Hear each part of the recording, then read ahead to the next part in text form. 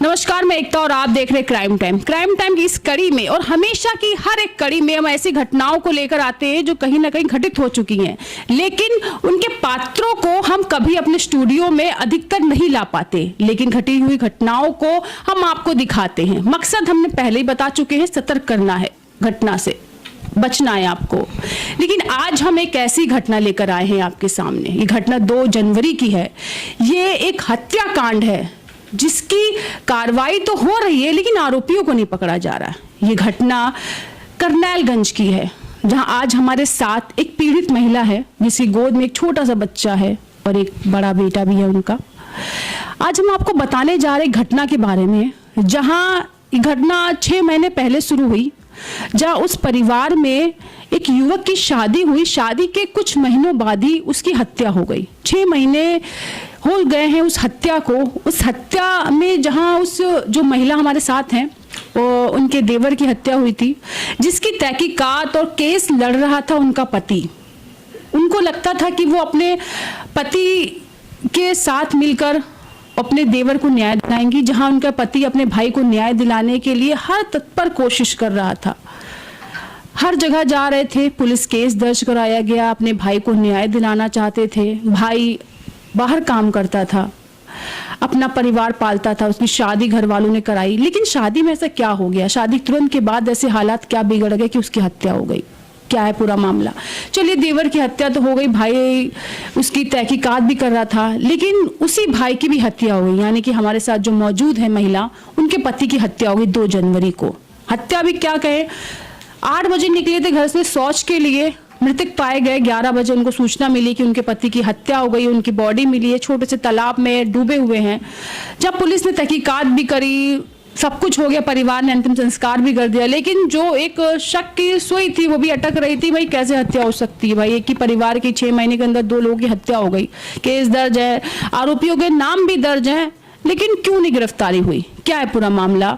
और आज इनके कहानी किस्से पेपरों में भी निकले हैं, लेकिन आज हमारे स्टूडियो में मौजूद हैं। हम इनसे पूरी बात जानना चाहते हैं, एक एक बात जानेंगे। आखिर इसमें हुआ क्या था उस समय, क्या पूरी घटना है, उनका नाम क्या है, कहाँ से आई है, क्या घटना घटी है। ये छोटी सी बच्ची है, उनके गोद में लेके भटक रही है न्याय के लिए।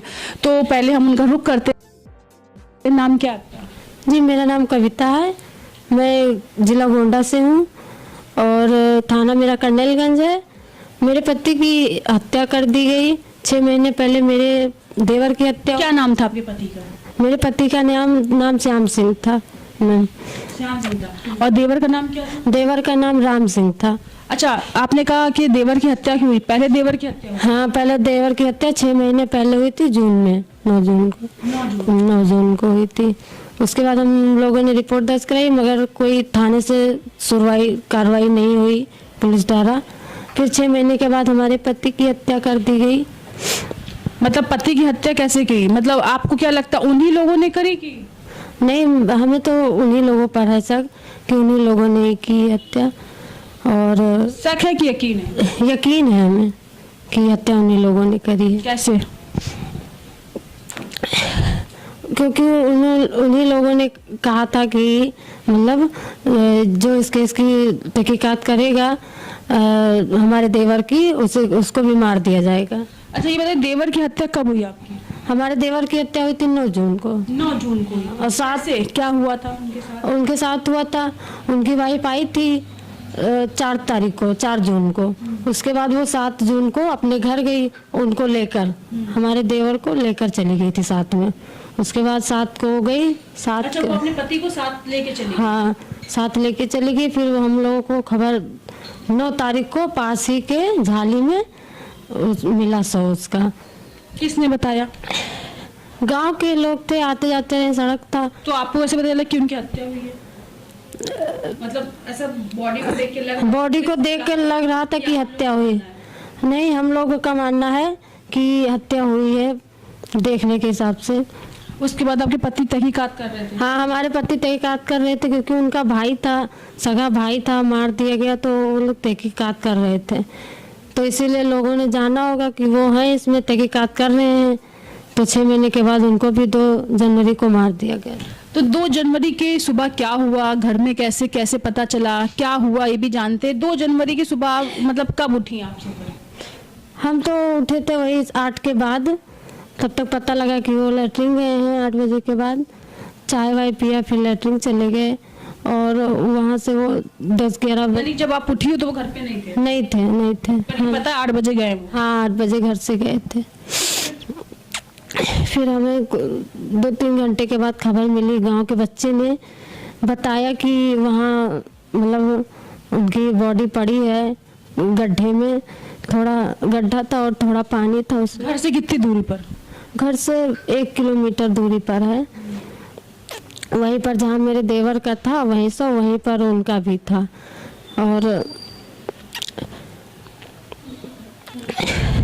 फिर सब लोग उठाकर लाए उनको गाड़ी से घर पर, अस्पताल ले गए, वहाँ मृत घोषित कर दिया गया। फिर उनको घर पर लाए, घर पर फिर मैंने पोस्टमार्टम के लिए भेजा गया और फिर मैंने रिपोर्ट दर्ज कराई कर्नलगंज थाने में और फिर वहाँ से कोई सुनवाई नहीं हुई हमारी। फिर हम आगे बढ़े, गोंडा गए, वहाँ से भी कोई सुनवाई नहीं हुई हमारी। अच्छा, तो पुलिस से आपने इसकी शिकायत करी थी? हाँ जी, मैंने पुलिस से शिकायत की थी, लेकिन पुलिस वाले बस यही बता रहे हैं कि तहकीकात कर रहे हैं, बयान ले रहे हैं, गवाही मांग रहे हैं। और मैंने किसी की गिरफ्तारी हुई है? नहीं, किसी की नहीं हुई गिरफ्तारी, और ना पहले हुई थी ना अब किसी की हुई, 1 महीना हो गया। अच्छा, आरोपी आप किसको मान रही, कौन है आरोपी, किस पे शक है आपको? हमें शक है उस ममता, चुन्नी देवी और शीतल प्रसाद। ममता कौन है? ये ममता मेरी देवरानी है और 2019 में इनकी शादी हुई थी, वही है। 2019 में आपके देवर की शादी हुई थी, जिनकी मौत है। कुछ फोटोज भी हमारे पास हैं, ये आपके देवर हैं। हाँ जी। तो इनकी मौत हुई है। हाँ। इनकी शादी कब हुई है? इनकी शादी 2019 में हुई थी, मई में। अच्छा, ये आपके हस्बैंड हैं? हाँ, ये हमारे हस्बैंड हैं। इनकी 2 जनवरी को मौत हुई है। तो शादी में कुछ मतलब दिक्कत हो रही थी, इसलिए मतलब आप कह रही हो उनकी पत्नी ने मारा, तो पत्नी अपने पति को क्यों मारी? देखिए, वो दोनों में आपसी झगड़ा होता रहता था, अक्सर लड़ाई झगड़ा दोनों लोग करते थे। अब उसमें क्या रिलेशन है ये तो हम नहीं बता सकते। नहीं, मतलब किस बात को लेकर झगड़ा होता था कि बात इतनी बढ़ गई? अरे वो कुछ गलत रास्ते पर थी, नहीं ठीक थी, तो इसीलिए वो मेरा देवर कहता रहता था, इसीलिए वो लड़ाई झगड़ा हुआ करता था। और वो ज़्यादा घर पर भी नहीं रहती थी, अपने मायके में ही रहती थी ज़्यादा। इसलिए आपको शक है कि उसकी धर्म पत्नी ने ही उसकी जान ली, आपके देवर की? हाँ, हमें शक है कि उसकी धर्म पत्नी ने ही और मेरे देवर की जान ली। उसके बाद भी मेरे पति की भी हत्या कर दी गई। और आप पुलिस से क्या कार्रवाई चाहती हैं?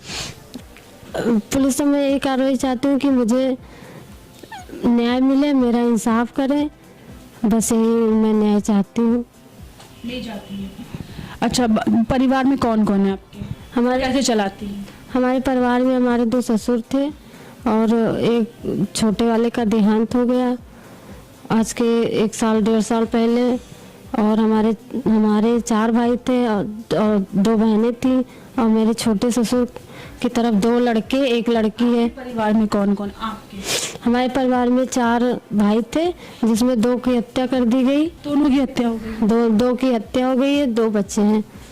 आप हैं और बच्चे? हाँ, मैं, हमारा एक बेटा। कितने साल की बेटी है? बेटे भी 2 महीने की है। 2 महीने की बेटी है और एक बेटा है। एक बेटा है। बेटा भी है इनका? कितने साल का बेटा है? 10 साल का।